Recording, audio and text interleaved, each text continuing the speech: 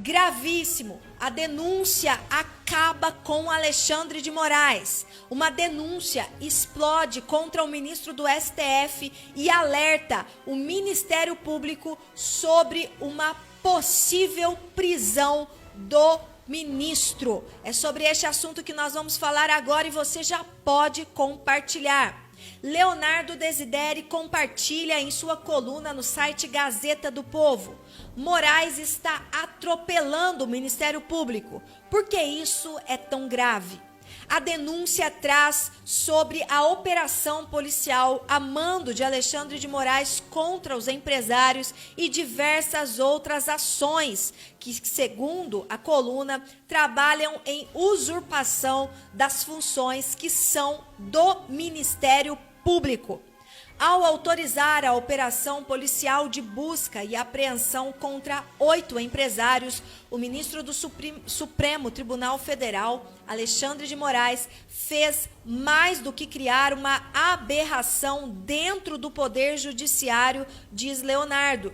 Ele passou por cima do Ministério Público Federal, relativizando a importância de um órgão essencial para a garantia do devido processo legal.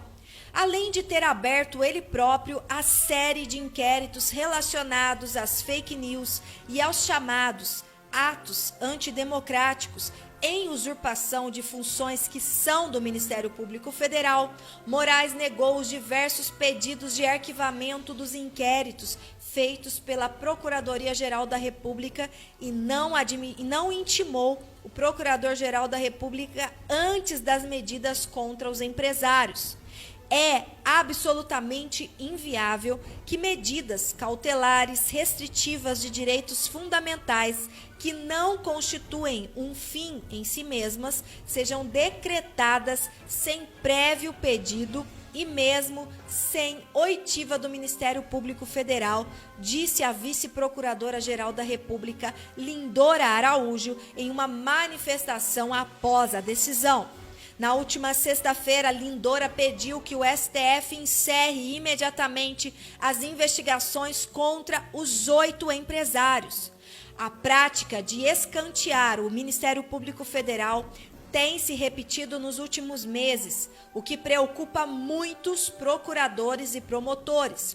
Em comunicado recente, a Associação Nacional do MP Pró-Sociedade afirmou que as medidas de Moraes são capazes de abalar alicerces mais profundos e importantes do regime democrático, do devido processo legal e da proteção das demais liberdades individuais. Para Marcelo Rocha Monteiro, procurador da Justiça do Ministério Público do Rio de Janeiro, o que vemos é o retorno à lógica da Inquisição. E comenta, ele, Moraes, está ignorando o sistema acusatório, está nos levando de volta ao sistema anterior ao acusatório, que era chamado de sistema da Inquisição. O juiz inquisidor era o único sujeito do processo. Ele investigava, ele acusava, ele processava e ele julgava. A ideia do sistema acusatório é separar essas funções. Tudo isso existe para quê? A pessoa está correndo o risco de ir para a cadeia. O sistema acusatório foi criado para preservar a neutralidade do juiz, comenta. Monteiro recorda que o Poder Judiciário é inerte e não pode tomar nenhuma medida de investigação ou contra o réu por iniciativa própria. Ele só pode tomar qualquer medida como bloqueio de contas, busca e apreensão domiciliar, interceptação telefônica ou até mesmo prisão, atendendo a pedido. De qualquer um, não. Quem são os atores do nosso sistema de justiça na fase de investigação? São 2, Polícia e Ministério Público. O que a gente tem visto neste episódio e em vários outros é que o ministro Alexandre de Moraes tem passado por cima do Ministério Público, explica Monteiro.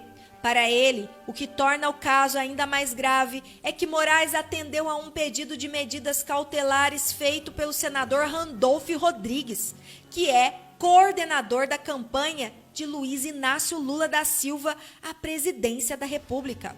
é um candidato adversário daquele apoiado pelos investigados.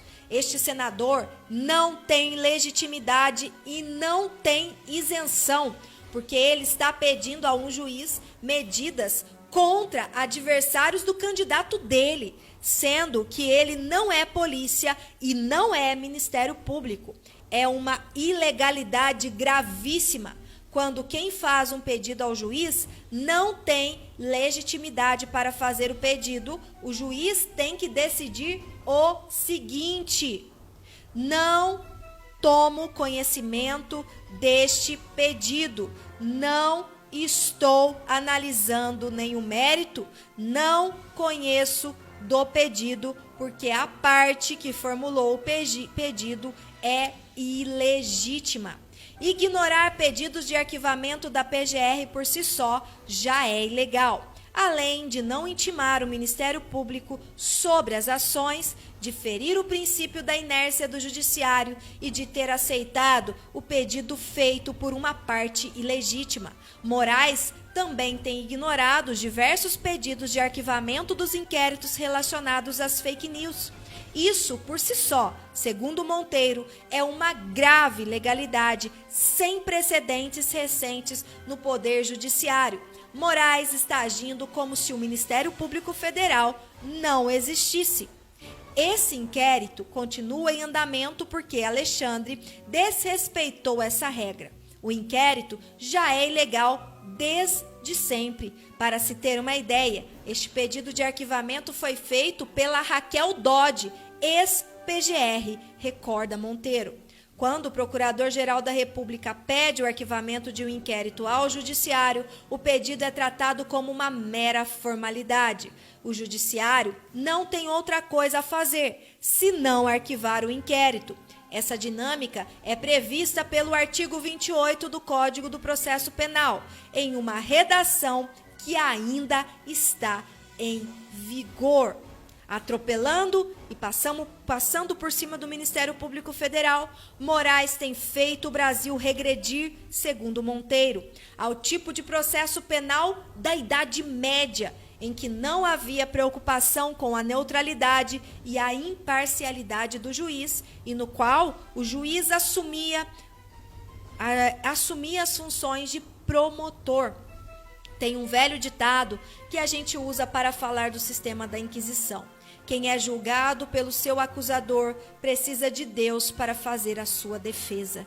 Se você vai ser julgado por quem está te acusando, então já está condenado, porque ele já está te acusando antes de te julgar, conclui Monteiro.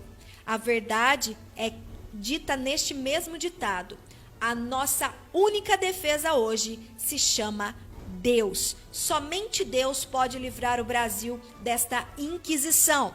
E para que o Brasil seja livre, nós contamos com você para compartilhar este vídeo, para denunciar e para nos ajudar a divulgar a verdade por toda a nação brasileira. Compartilhe, comente e denuncie. Uai, seu app de vídeos curtos.